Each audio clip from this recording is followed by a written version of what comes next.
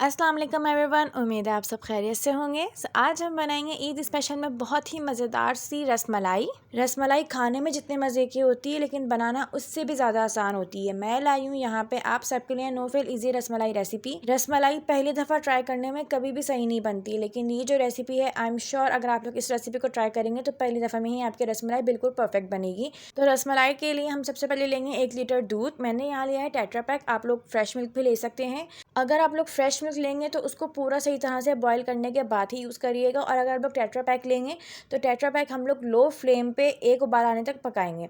तो फ्लेम को हमने लो कर दिया है। अब हम इसके अंदर ऐड कर देंगे आधा प्याली चीनी, और साथ ही हम इसमें 4 से 5 हरी इलायचियाँ क्रश करके ऐड कर देंगे, ताकि हरी इलायची की जो खुशबू है वो भी दूध में आ जाए। अब हम इसको अच्छे से हल्के हाथ से मिक्स कर लेंगे इलायची और चीनी को। तो लो फ्लेम पे अब हम दूध को बॉईल आने देंगे, ताकि चीनी जो है आपकी अच्छे से मेल्ट हो जाए दूध के अंदर, और इलायची की खुशबू भी अच्छे से आ जाए। तो जब तक दूध आपका लो फ्लेम पे बॉईल होगा उतने हम रसमलाई की डो तैयार कर लेते हैं। डो तैयार करने के लिए सबसे पहले हम लेंगे 1 कप पाउडर मिल्क। मेरी प्याली का साइज़ यहाँ बड़ा है तो वैसे है ये पूरा 1 कप पाउडर मिल्क। मैंने यहाँ लिया है नीडो का क्रीम पाउडर मिल्क, आप लोग कोई सा भी पाउडर मिल्क ले सकते हैं। पाउडर मिल्क ऐड करने के बाद अब हम इसके अंदर ऐड कर देंगे 1/2 टी स्पून बेकिंग पाउडर। आप लोग मेजरमेंट्स का पूरा ख्याल रखिएगा ताकि आपकी जो रसमलाई है वो फर्स्ट टाइम में भी बहुत अच्छी बनेगी।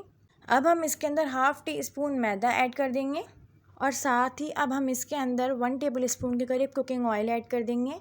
कुकिंग ऑयल ऐड करने के बाद अब ये सारा मिक्सचर अब हम अच्छे से मिक्स कर लेंगे हाथ से।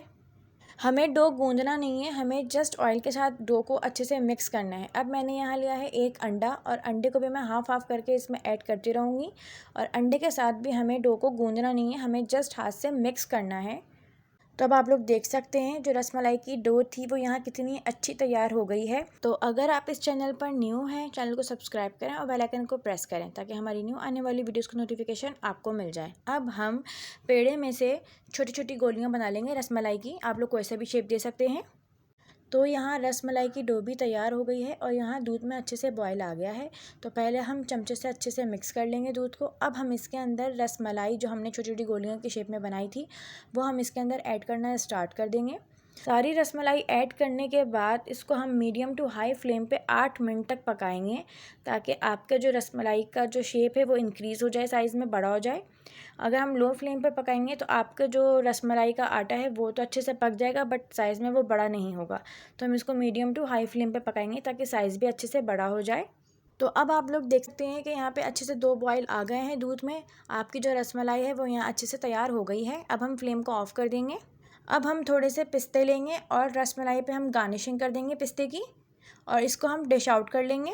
तो ये है जी रसमलाई की फ़ाइनल लुक। तो आप लोग जब रसमलाई को किसी सर्विंग बोल में निकालें तो इस तरह का कोई डोंगिया टाइप या कोई गहरा चमचा टाइप आप लोग इस तरह से कुछ चीज़ ले लीजिएगा, जिससे आप लोग रसमलाई ईजिली निकाल लें। डिश आउट करने के बाद मैं दोबारा से उसके ऊपर पिस्ता की गार्निशिंग कर लूँगी, और इसको मैं रूम टेम्परेचर पर पहले नॉर्मल कर लूँगी, दैन मैं इसको रेफ्रिजरेटर में रखूँगी ठंडा करने के लिए। तो मैंने रसमलाई को रेफ्रिजरेटर में ठंडा कर लिया था। अब मैं आपको एक रसमलाई तोड़ के दिखाती हूँ अंदर से। अगर आपको वीडियो अच्छी लगी तो लाइक करें, कमेंट करें एंड शेयर करें अपने फ्रेंड्स में, और चैनल को सब्सक्राइब करना मत भूलिएगा। मज़ीद ऐसी रेसिपीज़ के लिए हमारा चैनल डिलीशियस मील्स सब्सक्राइब करें। शुक्रिया।